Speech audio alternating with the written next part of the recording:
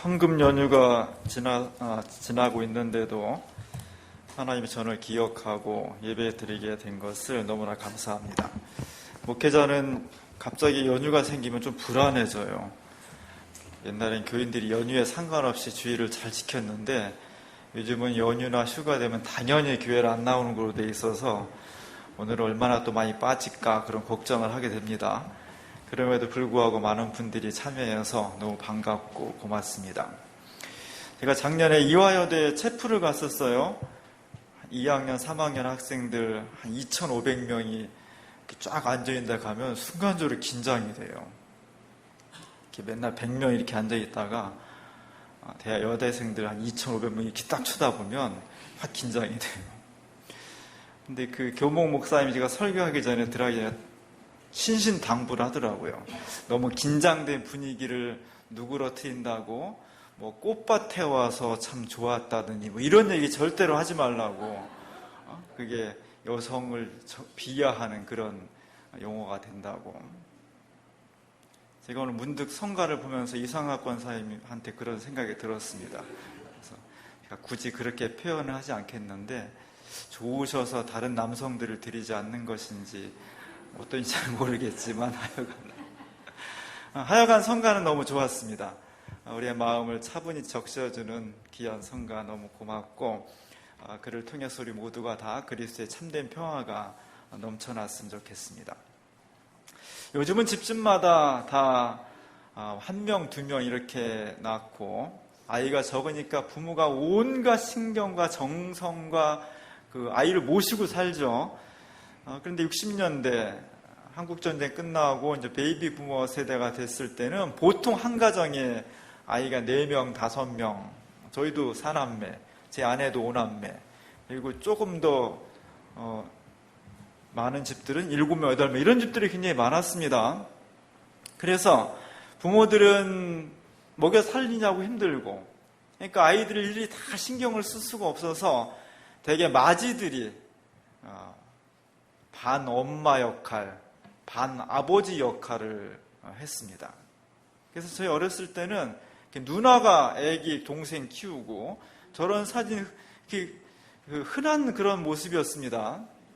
별로 나이 차이도 안 나는데 누나가 좀 크다고 그래서 동생 어버 키우고 막 그냥 낑낑대면서 저렇게 다니고 그래서 마지는 늘 가족들, 동생들을 위해서 최선을 다해서 헌신하고 또 어떤 때는 알아서 희생하고 그리고 잘못되면 또 마지가 부모한테 신나게 또 욕먹고 야단 맞아요. 그렇게 헌신하고 봉사하고 책임감 있고 욕먹고 야단 맞고 그러는 것들이 불과 3, 40년 전에는 당연한 것으로 여겼습니다.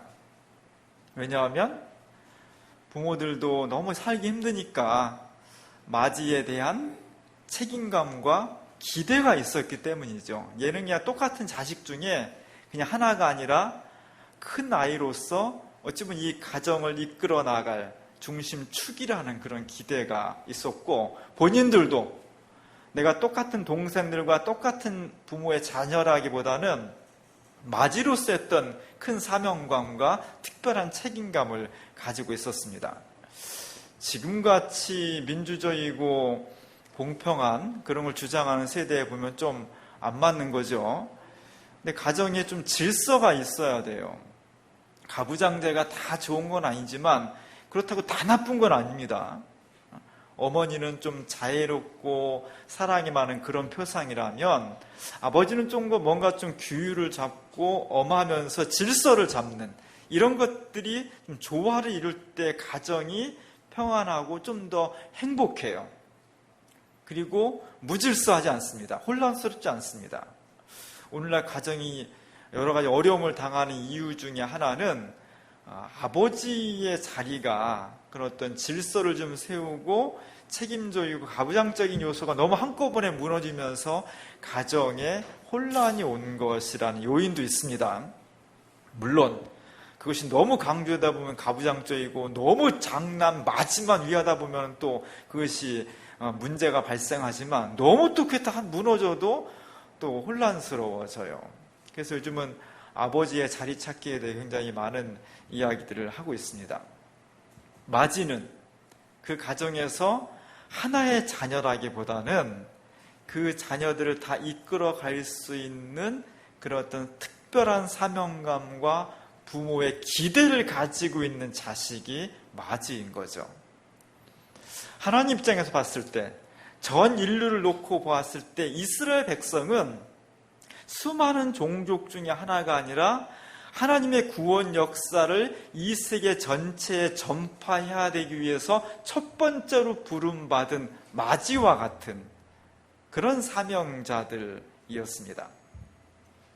그래서 하나님은 특별히 여러 민족을 다 사랑하되 이스라엘 민족, 유다 민족을 특별히 더 사랑하게 되었습니다.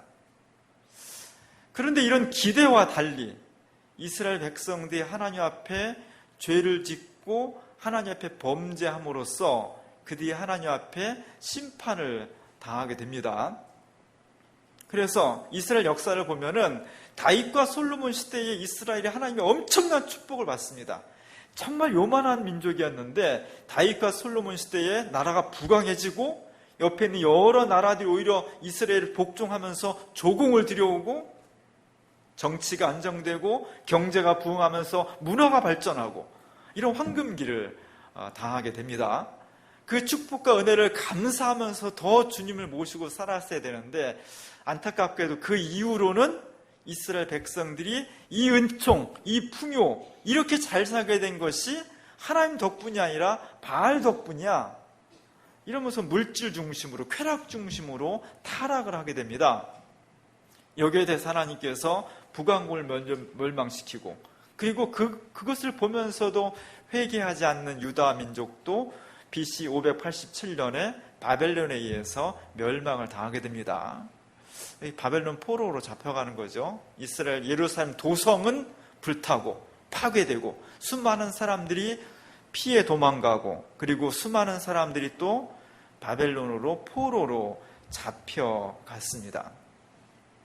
우리도 일제 36년을 지냈죠. 저희같이 일제 강점기를 직접 경험하지 못한 세대는 그것이 얼마나 고통스러운 것인지 그것이 얼마나 처참한 것인지를 사실 피부로 잘 느끼지 못합니다. 그냥 상상하고 영화를 통해서 글을 통해서 간접적으로 느낄 뿐이지만 그냥 생각만 해봐도 그 당시에 일본 제국주의가 우리나라를 지배하면서 모든 것을 다 수탈해 갔습니다. 땅도 권력도 권한도 그리고 이 땅의 남자들은 어느 날 갑자기 징용으로 끌려가서 전장터에 버려져서 그냥 죽임을 당해야 됐고 이 땅의 여성들은 또 다 끌려가서 일본군의 위안부로서 성적 놀이개로 전락을 했습니다. 수많은 사람들이 일본에 끌려가서 강제 노동에 시달리게 되었고요.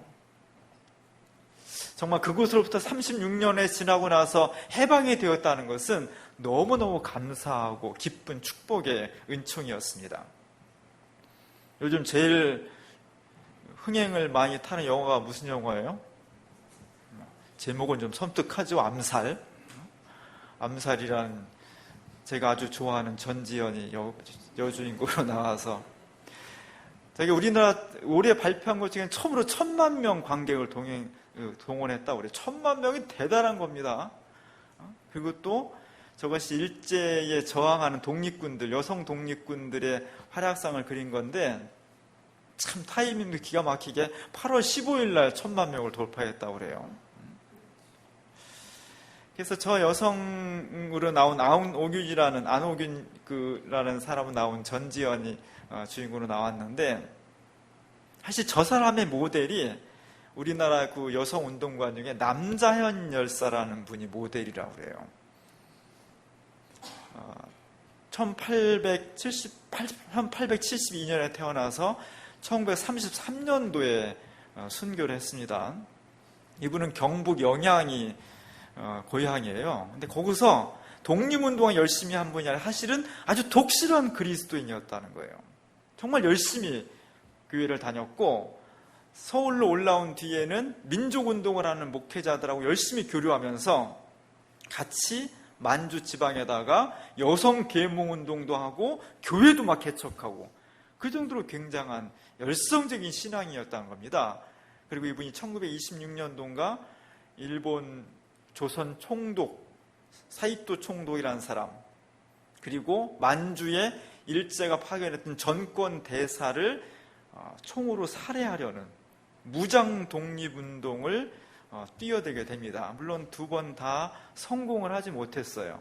나중에 1933년도에 밀고를 당해서 6개월 동안 고문을 당한 끝에 하얼빈에서 목숨을 잃게 됩니다. 이 전통, 이런 전통이 소중한 거예요. 우리가 나라가 어려웠을 때 기독교가 그것에 무관심하지 아니하고 정말 이 여성의 몸으로, 남성의 몸으로 자신의 상황을 고려하지 않고 더 큰 일을 위해서 아낌없이 생명을 바쳤다는 것, 그들의 헌신이 쌓이고 쌓여서 36년이 지났을 때 우리에게 자유와 해방과 광복으로 이어질 수 있었던 겁니다. 우리는 참 이런 어려운 시절을 지냈어요. 오늘 바벨론의 포로로 잡혀간 사람들은 일제시대보다 우리보다 기간도 훨씬 길었습니다. 한 50년에서 길게 보면 70년 정도가 되었고, 더욱 어려웠던 것은 우리는 우리 땅에서 식민지를 경험했어요. 이 사람들은 남의 땅에서 식민지를 경험한 거예요. 바벨론이라는 거대한 나라, 압도하는 나라, 무서운 나라, 그 나라에 끌려가서 지금 식민지 백성으로서 온갖 고초와 시련과 멸시를 당하는 겁니다. 몸도 힘들고 마음도 힘들었지만 또 이들을 괴롭혔던 것은 향수병이에요. 고향에 가면 우리 친척들, 우리 친구들, 그들을 만날 수가 없다는 외로움. 또 하나 중요한 것은 이것이 언제 끝나지? 이 아픔과 이 고통을 언제 끝낼 수 있을까? 도대체 언제 끝나는 거야? 50년, 100년 딱 정해져 있으면 이것만 어떻게 참고 나면 그 다음에는 자유와 해방과 고향에 돌아간다는 희망이 있는데, 그러지 못했을 때 오는 여러 가지 절망감이 이들을 톡 힘들게 했습니다. 저희가 일제시대를 보면서 1945년도에 일본이 망했는데 1943년도, 4년도, 심지어 45년도 초반에 열심히 자신의 지조를 지키다가 얼마 안 남겨놓고 친일로 변절한 그런 민족의 지도자들을 봐요. 굉장히 의아하죠. 몇 달만 참으면 됐는데 1년만 참으면 민족의 변절자라는 소리 안 듣고 정말 훌륭한 민족의 지도자로서 존경을 받았을 텐데 그걸 못 참고 왜 마지막 판에 가서 변절했습니까? 이렇게 살아있으면 물어보고 싶어요. 우리가 지나고 났으니까 1945년도 8월 15일 날 해방이 되었지, 45년도 전반기까지만 하더라도 우리나라 수많은 사람들의 사고는 일본이 망할 것 같지 않았다는 겁니다. 오히려 일본이 전 아시아를 다 차지하고 그 위세가 정말 대공영권을 이루어서 동아시아의 맹주로서의 그 지배력을 절대로 잃어버릴 것 같지 않는 그 정도로 위세가 당당했다는 겁니다. 만약에 우리의 선조들 중에서도 일본은 36년만 딱 하고 망할 거야, 그걸 알고 있었다면 수많은 사람이 변절하지 않고 저항했겠죠. 언제 끝나지? 이 시련과 고통이 언제 끝날지 알지 못한다는 것이 주는 절망감, 그 아픔, 그 고통이 훨씬 더 큰 거였습니다. 오늘 우리의 삶에도 많은 고통들이 있습니다. 몸이 아프신 분들 보면 제가 목회자로서 참 마음이 아프고 힘듭니다. 그리고 빨리 그분들이 아픔과 질병에서 벗어났으면 좋겠어요. 그리고 기도를 합니다. 왜냐하면 저도 가끔 한 2, 3일 아파보면 며칠 중병 앓는 것도 아니고 그냥 알아야 몸살 앓는 건데 만사가 귀찮아요. 책 읽는 것도 귀찮고 먹는 것도 귀찮고 모든 게 귀찮아요. 힘들어. 의욕도 없고. 근데 그것을 1년, 2년, 수십 년 동안 하는 사람들이 얼마나 힘들을까. 그런 마음 아픔이 있습니다. 경제적으로 고통당하는 가난한 분들 보면 내가 이렇게 1년만 가난하면 그 다음에 1년 후에는 훨씬 경제가 좋아지고 나도 좀 여유 있게 살 수 있고 그런 보장이 있다면 1년을 참기가 쉬울 거예요. 어렵지 않을 겁니다. 이것만 지나면 이를 악물고 참을 겁니다. 근데 내가 정말 이 가난과 경제적인 아픔으로부터 언제 벗어날 수 있을지 그 기한이 명확하지 않을 때, 그것이 희망으로 다가오지 않을 때 그 고난은 너무나 힘들게 오는 겁니다. 가정의 평화, 자녀의 속썩임, 이런 것들에 대해서도 똑같은 기한이 정해져 있지 않다는 것이 우리를 너무나 힘들게 하는 거죠. 오늘 바벨론의 고통을 당하는 저 사람들은 그래서 저렇게 바벨론 강가에 나와서 머리를 쥐어 짜면서 괴로워했던 겁니다. 지금 우리가 너무 힘들어, 너무 고통스러워. 더 힘든 것은 이 고통과 시련이 도대체 언제 끝날지 알 수 없다는 것. 거기서 유대인들은 몸부림쳤던 거예요. 우리보다 훨씬 고통스러운 모습으로. 이럴 때 신앙이 중요한 겁니다. 아무런 가능성도 없지만 국제 정세나 내 인생의 여건이나 환경을 보면 아무것도 가능성이 없지만 그곳에 하나님이 계시면, 내가 정말 주님을 신뢰하고 믿으면 하나님께서 우리에게 절대적인 희망과 새로운 돌파구를 우리에게 마련해 주시는 겁니다. 그래서 사도 바울은 우리에게 큰 소리로 로마서 8장 35절에서 이렇게 말씀하고 있어요. 누가 우리를 그리스도의 사랑에서 끊을 수 있겠습니까? 무엇이 우리를, 그리스도를 사랑하는 간에서 우리를 끊어낼 수 있겠습니까? 환난입니까? 곤고입니까? 박해나 핍박입니까? 기근입니까? 적신입니까? 적신은 뭐냐면 그냥 빨개 벗은 몸이에요. 아무것도 없어. 그냥 가난. 위험입니까? 칼입니까? 도대체 무엇이 예수 그리스도가 우리를 사랑하고 돌봐주시고 인도하시는 것에서 이것을 우리를 끊어낼 수 있겠습니까? 어떤 피조물이라도, 어떤 것으로도 그리스도 예수 안에 있는 우리를 사랑하시는 그리스도의 사랑을 그 어떤 것도 끊어낼 수 없습니다. 이것이 중요한 겁니다. 사도 바울은 지금 우리보다 훨씬 많은 고난과 어려움 가운데 있었지만 그것을 극복해낼 수 있었던 것은 그가 튼튼한 체력이나 경제력이나 뛰어난 지식이 있어서가 아니라 하나님의 사랑을 확신했다는 것, 그 믿음 위에 설 수 있었다는 것, 그것이 그가 복음을 전하면서 때로는 외롭고 때로는 굶고 때로는 매맞고 때로는 감옥에 갇혀 있으면서도 새로운 희망과 용기를 가지고 극복해낼 수 있는 가장 근원적인 능력이 되었다는 겁니다. 오늘 우리에게 이 믿음이 있으면 좋겠습니다. 오늘 우리에게 이 믿음이 있어서 지금 나를 괴롭히는 것이 어떤 절망이든 어떤 질병이든 가난이든 어떤 상황이든지 간에 하나님께서 나를 지켜주시고 인도하신다는 이 믿음, 2000년 전에 사도 바울이 외쳤던 이 웅장한 소리를 내 속으로 받아들이면서 함께 고백할 수 있을 때 놀라운 역사가 일어날 줄 믿습니다. 오늘 이스라엘 백성들이 이런 어려움 가운데에서 하나님 앞에 사실은 불평을 합니다. 2500년 전에 이들이 강가에 모여서 하나님께 불평불만하고 있습니다. 이사야 40장 27절에 보면 이들이 하나님 앞에 어떻게 불평했는지가 나와요. 이사야가 이스라엘 백성들은 이렇게 외칩니다. 야곱아, 이스라엘아, 왜 불평하니? 뭐라고 불평해요? 주님께서는 내 사정을 모르십니다. 하나님께서는 내가 별로 잘못하지 않았는데, 내가 정당한데 왜 우리에게 이런 고통을 주십니까? 라고 니네가 하나님 앞에 불평했다는 거예요. 불평과 원망이 가득 찼다는 거예요. 힘들죠. 어렵죠. 너무나 절망스럽죠. 그런데 이스라엘 백성들이 하나님, 우리가 이렇게 힘들고 어려운 것을 하나님은 왜 모른 척 하십니까? 왜 우리를 돌봐주시지 않습니까? 그리고 우리가 뭘 잘못했는데 이렇게 고통을 주십니까? 이렇게 불평을 하고 있다는 거예요.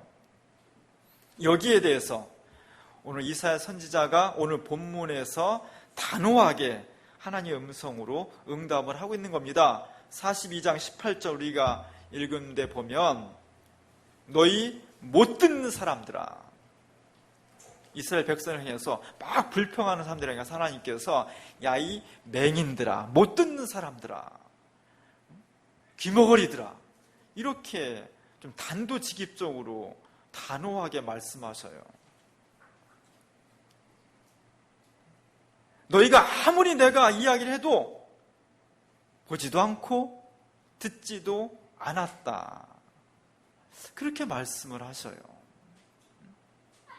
왜 이런 말씀을 하실까? 하나님께서 보실 때 이스라엘 백성들은 평범한 백성이 아니었습니다. 온 인류를 구원하기 위해 하나님 첫 번째로 부르신 마지였던 거예요. 그 마지가 부르심에 합당하게 정말 하나님 말씀대로 살아야 되는데 은총과 사랑을 주었더니 오히려 그것에 대해서 불신으로, 배신으로, 축복은 하나님이 주셨는데 이 축복은 바알이 주신 거야, 이렇게 따라갔다는 거예요. 물질과 쾌락에 도취되어서 하나님의 음성을 듣기를 거절했다는 겁니다. 그래서 하나님은 그때마다 수많은 예언자들을 보내셔서 다시 돌아오라고, 하나님의 음성을 들으라고, 하나님이 살아계시고 너희에게 축복 주신 것을 보라고, 두 눈 똑똑히 뜨고 보라고 그렇게만 외쳤다는 겁니다. 근데 이스라엘 백성들이 귀 닫고 눈 가리고 하나님께서 들으라고 하는 것을, 보라고 하는 것을 보지도 않고 듣지도 않았다. 그 결과가 지금 너희가 바벨론의 포로로 잡혀와서 이렇게 절망적인 고통 속에서 눈물을 흘릴 수밖에 없는 것 아니냐. 하나님의 이러한 항변입니다. 그렇기 때문에 지금 너희에게 필요한 것은 나는 아무 잘못도 없는데 왜 이렇게 나에게 고통을 주십니까? 이런 불평과 원망이 아니라 우리가 하나님 앞에 뭘 잘못했지? 왜 우리의 심판을 받아야 되지? 라고 정말 철저하게 자신을 성찰하면서 우리의 죄를 고백하고 새롭게 거듭나고자 할 때, 그때 복역의 기간이 끝나고 새로운 역사와 행복이 시작될 수 있다는 것, 그것을 지금 이사야 선지자가 강하게 말씀하고 있는 거예요. 보여주셔도 보려고 하지 않는 죄, 음성을 들려주셔도 듣지 않으려고 하는 죄, 그것이 하나님 앞에 큰 죄악이 된다는 겁니다. 예수님도 그러셨죠. 너희가 들을 게 있는 사람은 들어라. 들어도 무슨 얘기인지 모르고 보여줘도 저게 무슨 뜻인지 모르는 그것이 죄요, 그것이 심판에 이른다. 오늘 제가 주부에 미켈란젤로의 최후의 심판을 실었습니다. 최후의 심판은 굉장히 큰 벽화예요. 바티칸의 시스티나 소성당이라는 로마 교황을 선출하는 특별한 곳입니다. 그곳의 제단에다가 높이가 13m 70cm니까 한 4층 이상, 한 5층에 가까운 높이죠. 넓이가 12m 20cm니까 엄청나게 큰 것에다가 한 200명 정도의 인물을 그려놨어요. 그 중에 한편에 보면 예수님 밑에쯤에 보면 최후의 심판을 당할 때 하나님께서 최후의 심판을 알리는, 사람들에게 알리는 나팔을 분다는 거예요. 중고등학생 때 못 부리느냐고 그 밴드부 같은 데 들어가서 트럼펫 이틀 불다가 그만둔 사람 많습니다. 왜냐면 아파가지고 트럼펫 부는 건 멋있어 보여도 실제 불려면 되게 힘든 거거든요. 지금 저 천사가 우리가 생각하는 날개 달려고 예쁜 천사가 아니고 좀 우악스럽게 생겼죠. 미켈란젤로는 저런 걸 좋아했어. 막 그 근육, 인간의 몸, 르네상스 때 인간의 몸이 최대의 관심사였거든요. 그래서 막 이런 포즈에 따라서 인간의 근육이 어떻게 변형되는지를 아주 면밀히 관찰해서 그렇게 그림으로 옮겨놓는 거예요. 그래서 저 천사가 전혀 천사같이 생기지 않았지만 약간 천사입니다. 하나님의 부르심을 받아서 밴드를 부는 거예요, 나팔을. 이걸 듣고서 회개하고 새로운 구원을 얻으라는 겁니다. 얼마나 열심히 부는지 그냥 볼이 빵빵해졌잖아요. 저 천사는 저거 불고 여기 며칠 동안 아팠을 거예요. 왼쪽에 있는 천사는 얼마나 힘있게 부는지 그냥 눈동자가 다 허옇게 됐잖아요. 이렇게 온 힘을 다해서 부는 거예요. 그리고 저 그림에 보면 저 천사의 왼편으로는 저 천사의 나팔 소리를 듣고 천국으로 구원받는 사람들이 막 올라가는 장면이 있습니다. 그리고 오른편에는 심판받을 사람들이 지옥으로 막 떨어지는 끔찍한 장면들이 있어요. 미켈란젤로라는 화가가 역사와 인생을 비관적으로 보았다는 것은 왼편에 생명책에 기록돼서 천국으로 구원받을 사람들은 책이 작아, 얇아요. 왜? 사람이 몇 명 안 된다는 거예요. 대신 이쪽 오른편에 있는 지옥으로 떨어질 사람 명단, 거기에는 책이 두껍습니다. 책이 커. 심판받을 사람은 많고 구원받을 사람은 별로 없다는 거죠. 많지 않다는 거죠. 우리 이런 장면에 대해서 긴장해야 돼. 정말 내가 하나님 앞에서 철저하게 우리 자신을 보고 하나님 십자가 붙들고 부활의 신앙을 가지고 살아가지 않는다면 물에 물 탄 듯, 술에 술 탄 듯 차지도 않고 덥지도 않는 그런 미지근한 신앙 가지고 주님의 나라에 들어가기 어렵다는 것을 자꾸 우리가 스스로에게 다짐을 해줘야 돼요. 우리는 하나님 앞에 부름받은 사람들이에요. 우리 하나님 앞에 맞이로서 부름받은 사람들이에요. 하나님의 기대가 있어요. 어떤 때 좀 억울하기도 하지만 세상을 위해서, 세상을 구원하기 위해서 나를 헌신해야 되고 희생해야 되고 예수 그리스도의 십자가를 지고 가야 된다는 하나님의 기대가 있습니다. 근데 우리는 가끔 그런 기대를 다 저버리고 세상의 탐욕과 쾌락에 빠져서 그리스도의 부름받은 사명자 마지로서의 직분을 잃어버리는 경우가 많이 있는 거예요. 그때 우리는 다시 돌이켜야 됩니다. 하나님 앞에서. 코람데오라는 말이 있어요. 하나님 앞에서라는 뜻이에요. 우리가 당하는 시련들이, 우리가 당하는 아픔과 고난들이 다 징벌은 아니에요. 징벌을 받는 경우도 있고, 아니면 하나님의 더 큰 뜻이 있어서 이 시련을 통해 하나님의 구원의 역사를 이루고자 하는 그리스도의 십자가 같은 성격도 있어요. 그건 자신만 알아요. 그러나 내가 비록 징벌이 아니라 할지라도 내가 당하는 고난과 아픔에 대해서 하나님 혹시 내가 지금 당하는 고통이 내가 혹시 하나님 앞에 죄를 지은 것 때문일까요? 라고 하면서 정말 하나님 앞에 모든 것 다 내려놓고 주님의 음성에 귀를 기울이며 하나님이 내게 보여주신 것을 눈을 크게 뜨고 보려고 하면서 자신을 성찰하면 그 사람은 그만큼 성장하는 거예요. 그만큼 성숙해지는 거고 그만큼 강건한 믿음 위에 서는 겁니다. 오늘 우리가 하나님 앞에서 코람데오의 심정을 가져야 돼요. 내게 아픔이 오면, 힘든 거 없고 고난이 오면 내가 하나님 앞에 정말 십자가에 무릎 꿇고 나 자신을 면밀하게 검토하고 성찰하면서 하나님 저에게 부족함을, 내게 주시는 아픔 속에 담긴 하나님의 구원의 섭리를 제가 다시 발견하고 그 음성을 들을 수 있도록 저를 지켜주십시오. 그 사람이 그만큼 성숙해지는 겁니다. 오늘 우리 시대가 이랬으면 좋겠어요. 어제 광복절을 지냈습니다. 일본 아베 외상에 이게 사죄인지 아닌지 참 헷갈리는 그런 뻔뻔함, 절대로 자기의 죄를 고백하지 않는 이 뻔뻔함, 우리가 바로 잡아서 일본의 사죄를 받아내야죠. 줄기차게 요구를 해야 됩니다. 그러나 우리가 정말 그것만 하면 되는 건가? 이 땅에 아직도 수많은 사람들이 나라가 강점되었을 때에 독립군을 토벌하던 사람이 우리나라 대통령이 이렇게 20년 철권 통치를 했어요. 구테타를 일으키게 된 거니까 뭐 어쩔 수 없다고 쳐 그냥 우리 국민들이. 그러나 아직도 그가 우리의 가장 위대한 대통령이라고 떠받드는 국민들이 많고요. 구테타는 어쩔 수 없다라도 그의 딸을 우리 국민들이 직접 투표해서 뽑았어요. 그리고 다음 대통령 선거에서 가장 권력에 유력한 사람 중에 하나가 유력한 친일파의 후손이에요. 우리 역사가 이렇게 돼 있는 겁니다.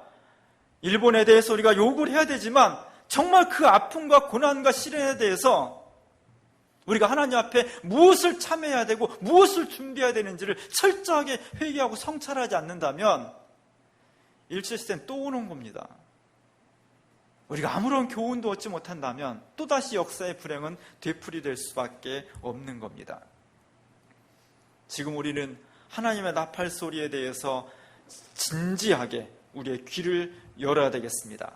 하나님께서 힘을 반뜩 주어서 이 땅에 사람들에게 바른 생명의 음성을 들으라고, 구원과 심판의 음성을 들으라고 나팔을 힘차게 불고 있는 겁니다. 거기에 대해서 우리가 마음을 열고 귀를 열고 눈을 열어서 우리가 지금 당하고 있는 역사적인 고난이든 개인적인 고난이든 불평, 불만이 아니라 그 속에 주님의 구원하신 뜻이 무엇인지를 진지하게 듣고 보고 나 자신을 성찰해 나아갈 수 있을 때 그것이 우리의 역사를 새롭게 하고 지금 내 인생과 우리의 가정을 새롭게 변화시켜 나갈 수 있는 궁극적인 힘이 되는 겁니다. 오늘 하나님께서 우리에게 큰 기대를 가지고 있습니다. 기대를 받는 우리이기 때문에 당하는 고난인 거예요. 그 앞에서 부름받은 사명자로서 하나님의 기대를 받은 사람과 교회들로서 우리 자신을 끊임없이 성찰하고 새롭게 그곳에서 믿음을 펼쳐나갈 수 있을 때 우리 자신, 우리 가정, 우리 교회, 우리 사회 역사가 새롭게 변화될 수 있는 놀라운 기틀이 마련되는 겁니다. 하나님의 기대받은 우리들, 그 기대에 부응하며 살아갈 수 있는 참된 그리스도인들 될 수 있기를 주님의 이름으로 간절히 축원합니다. 기도하겠습니다. 하나님의 기대를 받은 저희들입니다.